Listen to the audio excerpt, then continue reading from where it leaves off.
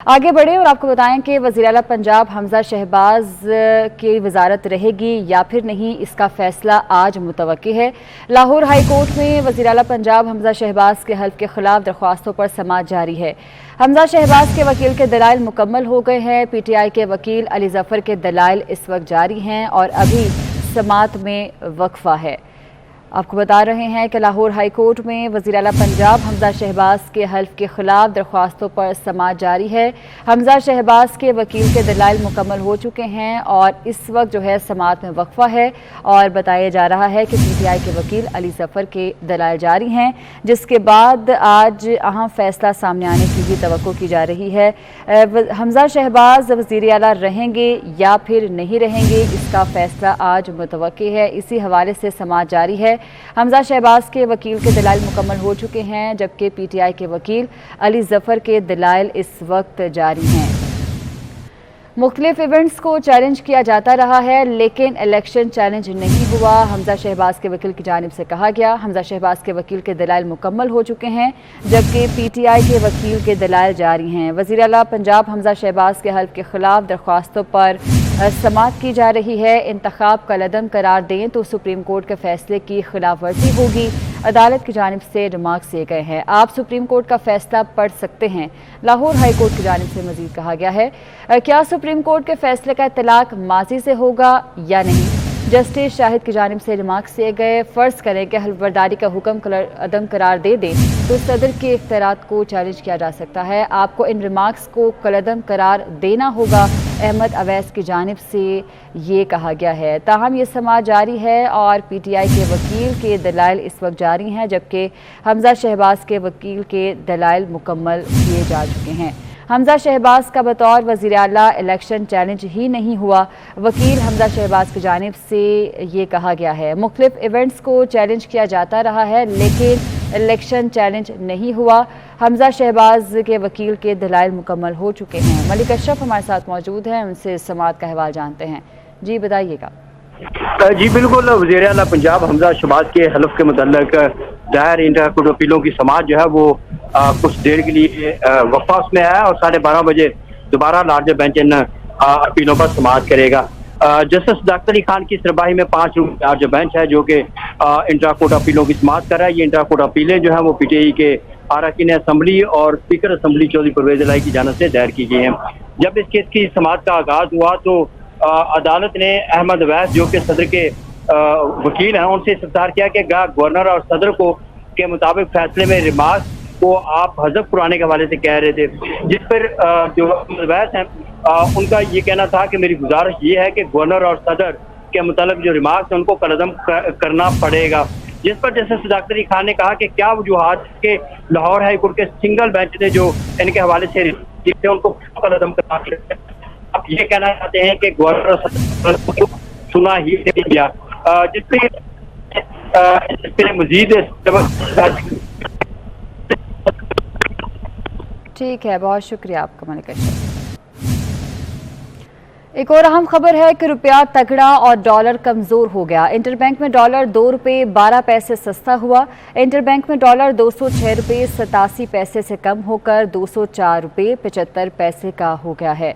रुपया तगड़ा और डॉलर कमजोर हो रहा है। इंटरबैंक में डॉलर 2 रुपये 12 पैसे सस्ता हुआ है, जिसके बाद इंटरबैंक में डॉलर 204 रुपये 75 पैसे का हो गया है। और अब से कुछ ही देर कबल वज़ीर-ए-आला पंजाब हमजा शहबाज ने मीडिया से गुफ्तगू करते हुए बताया कि शाहदरा के 13 साला मुजाहिद के कातिल पकड़े गए हैं। मुल्जिमान को ऐसी सजा देंगे जैसे ज़ैनब के कातिल को दी। जराइम बढ़ रहे हैं, कंट्रोल करेंगे। 4 साल से सेफ सिटी कैमरे बंद पड़े हैं। मजीद कहा कि नया पाकिस्तान बनाने वालों ने पुराना पाकिस्तान भी बर्बाद कर दिया। पुलिस अफसरान की तैनाती में कोई सियासी मुदाखलत नहीं होगी। वो पकड़े गए हैं और इंशाअल्लाह ताला उसके ख़िलाफ़ कार्रवाई भी होगी। जिस तरह कसूर वाक़या पे ज़ैनब केस में मुजरिम को करार वाक़ई सज़ा मिली, इसी तरह कानून मौजूद है लेकिन सज़ा में जो है ताख़ीर होती है।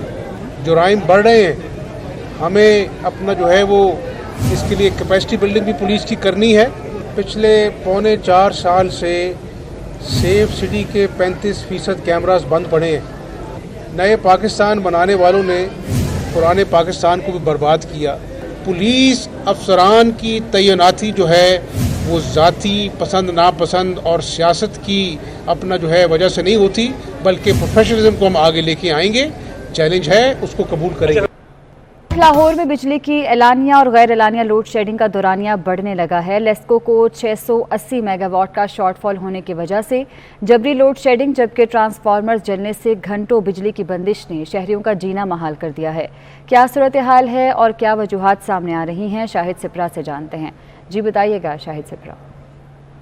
जी बिल्कुल, गर्मी की शिद्दत बढ़ने के साथ ही शहर के मुख्तलिफ इलाकों में एलानिया और गैर एलानिया लोड शेडिंग का सिलसिला जारी है, जिसकी वजह से सार्फिन की मुश्किलात बढ़ती जा रही हैं। ज़राए ने यह बताया है कि लाहौर इलेक्ट्रिक सप्लाई कंपनी की डिमांड इस वक्त जो चल रही है वो 5680 मेगावाट है, जबकि नेशनल पावर कंट्रोल सेंटर से बिजली की फ्राहमी जो लेस्को को कोटा दिया गया है वो 5000 मेगावाट है।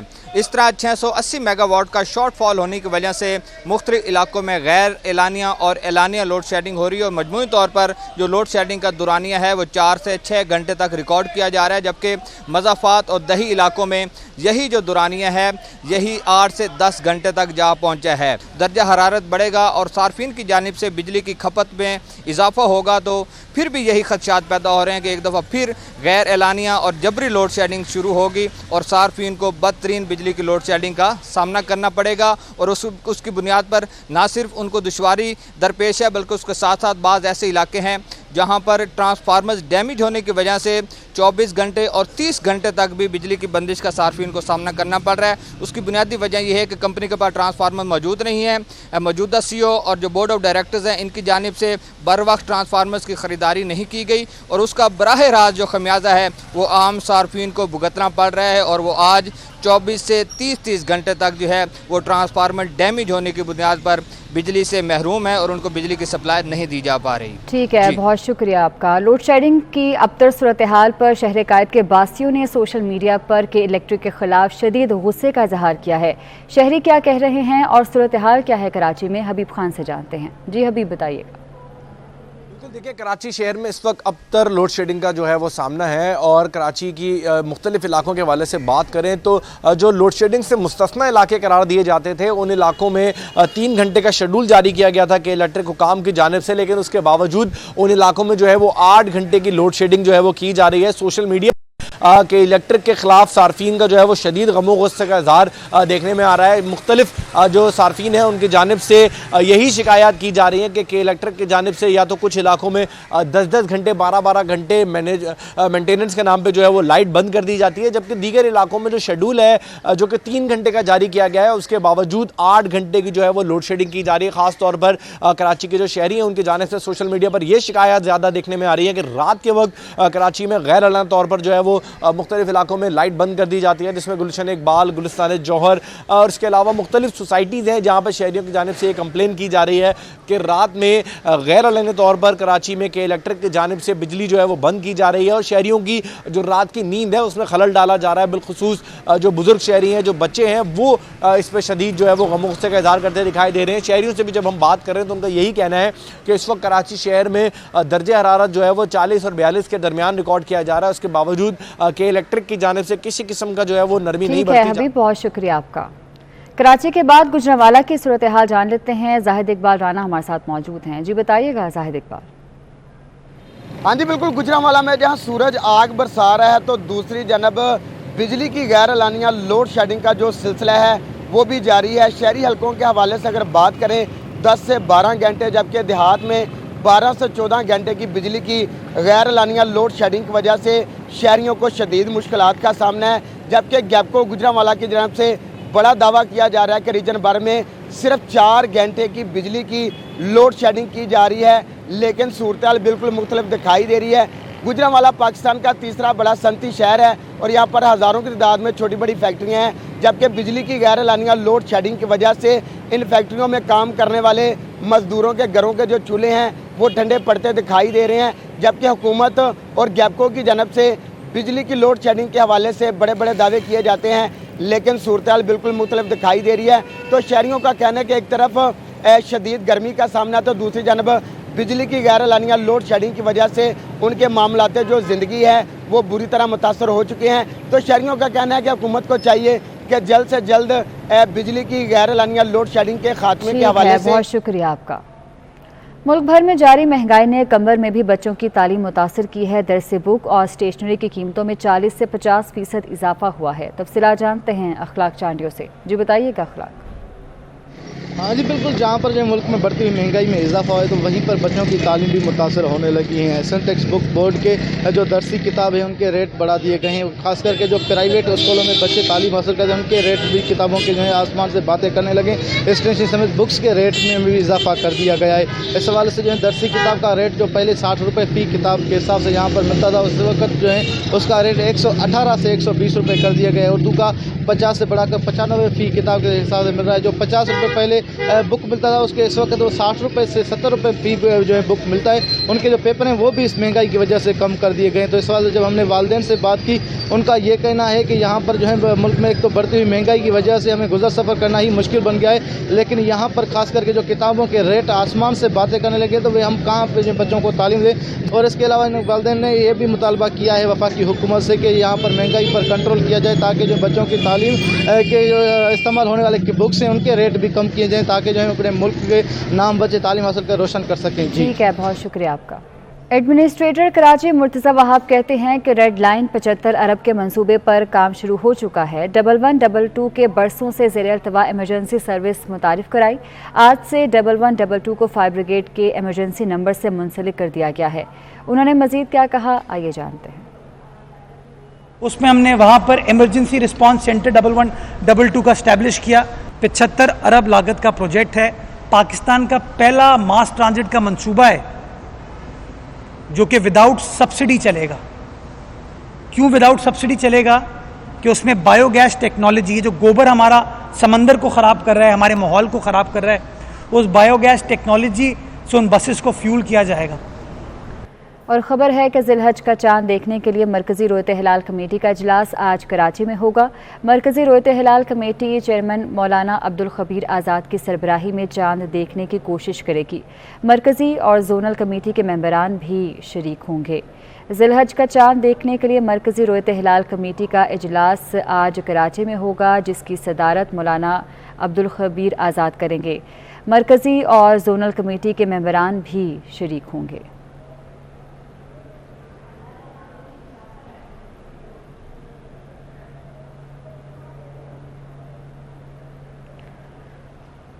जबकि महकमा मौसमियात ने पेशगोई की है कि आज ज़िलहज का चांद नज़र आने का इम्कान नहीं है। महकमा मौसमियात के मुताबिक इस्लामाबाद समेत कई इलाकों में चांद की उम्र 12 घंटे है। ज़िलहज का चांद कल 30 जून को नज़र आएगा, ये पेशगोई की गई है महकमा मौसमियात की जानिब से। बताना है कि आज ज़िलहज का चांद नज़र आने का कोई इम्कान नहीं है। महकमा मौसमियात के मुताबिक इस्लामाबाद समेत कई इलाकों में चांद की उम्र 12 घंटे है। ज़िलहज का चांद कल यानी कि 30 जून को नज़र आएगा।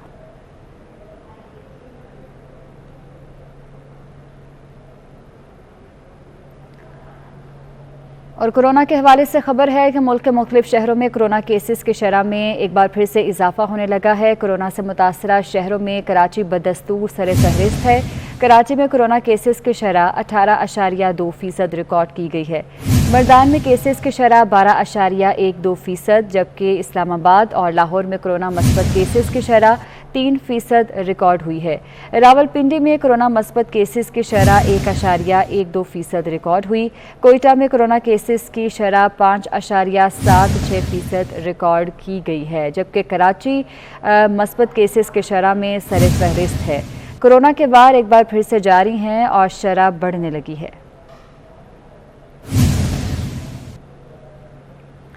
यूटिलिटी स्टोर से खरीदारी करने वाले शहरियों के लिए बुरी खबर है। आज और कल पाकिस्तान के तमाम यूटिलिटी स्टोर्स बंद रहेंगे। क्या वजह बताई जा रही है, शहजाद खान अब्दाली से जानते हैं। जी शहजाद, बताइएगा।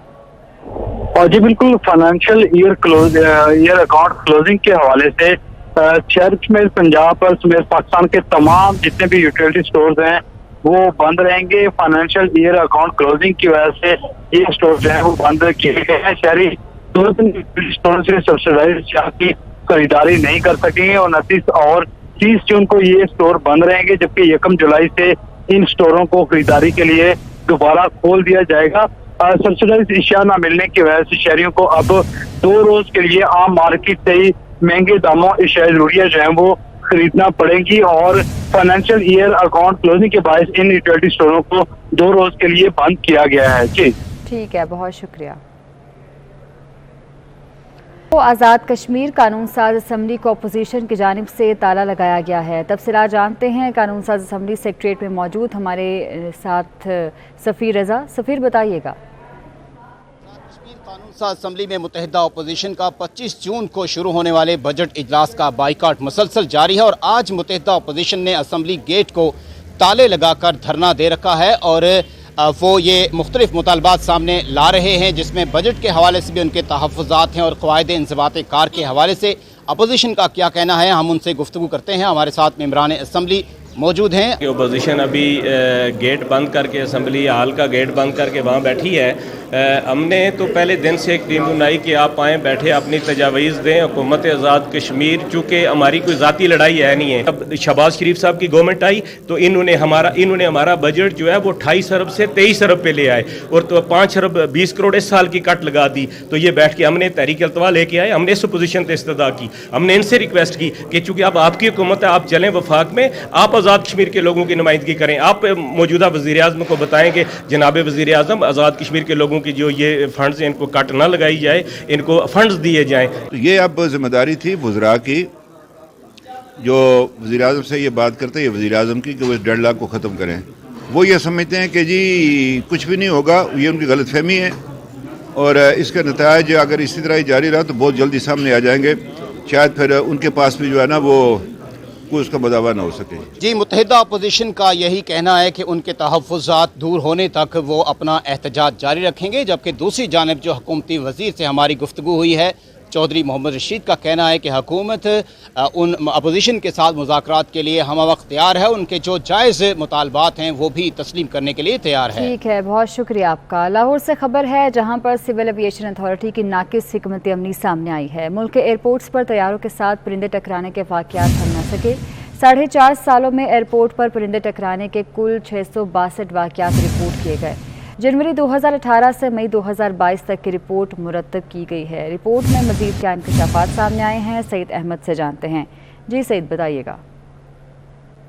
जी बिल्कुल, सिविल एविएशन अथॉरिटी की नाक़िस हिकमत अमली के बायस मुल्क के बड़े एयरपोर्ट्स के ऊपर तैयारों के साथ जो परिंदे टकराने के वाक़यात हैं उसमें इजाफा है वो मुसलसल जारी है और इस वजह से एक रिपोर्ट है वो सिविल एविएशन अथॉरिटी ने वो मुरतब की है। उस रिपोर्ट ने ही जो CA की कारकर्दगी का पोल है वो खोल कर सामने रख दिया है। इस रिपोर्ट के मुताबिक जनवरी 2018 से लेकर मई 2022 तक जो लाहौर समेत मुल्क के बड़े एयरपोर्ट्स के ऊपर मजमूई तौर पर 662 हादसात हैं वो रिपोर्ट हुए, जिनके अंदर तैयारों के साथ परिंदे टकराए और इनमें मुल्की और गैर मुल्की एयरलाइंस के तैयारे हैं वो शामिल हैं। और इस रिपोर्ट के मुताबिक सबसे ज़्यादा जो हादसात हैं वो लाहौर एयरपोर्ट पर हैं वो रिपोर्ट किए गए हैं और इस रिपोर्ट के मुताबिक लाहौर एयरपोर्ट पर सबसे ज़्यादा 198 वाक़यात हैं वो रिपोर्ट किए गए, जबकि कराची एयरपोर्ट दूसरे नंबर पर 192 हादसात के साथ जो है वो सामने आया है। जबकि इसके साथ अगर इस्लामाबाद एयरपोर्ट की बात करें तो इस्लामाबाद एयरपोर्ट में परिंदे टकराने के वाक़यात में जो है वो 100 रिकॉर्ड है वो किए गए हैं, जबकि सियालकोट एयरपोर्ट पर 53, पेशावर एयरपोर्ट पर 40 और मुल्तान एयरपोर्ट पर 26 वाक़यात हैं वो रिपोर्ट किए गए, जबकि फैसलाबाद एयरपोर्ट पर 22 और कोयटा एयरपोर्ट पर 17 वाक़यात हैं वो रिपोर्ट किए गए हैं। और मजमूई तौर पर ये वाक़यात हैं, इनमें 60% वाक़यात ऐसे हैं जो कि मानसून के सीज़न में है वो रिपोर्ट हुए हैं और इस रिपोर्ट के मुताबिक जून, जुलाई और अगस्त के महीने के अंदर ज़्यादा वाक़यात हैं वो रिपोर्ट किए गए और जनवरी 2022 से मई 2022 का अगर बात करें तो इस 5 माह के दौरान 48 वाक़यात हैं वो रिपोर्ट किए गए हैं।